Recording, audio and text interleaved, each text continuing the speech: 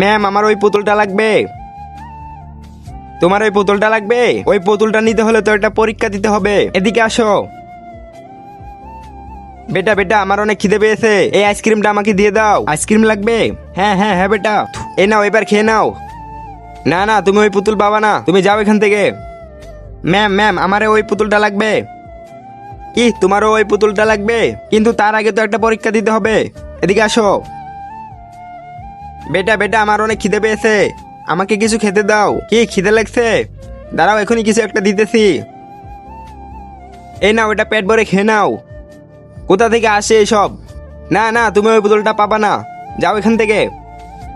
Ma'am আমার ওই পুতুলটা লাগবে, ওই পুতুলটা নিতে হলে আগে পরীক্ষা দিতে হয়, চলো এদিকে আসো।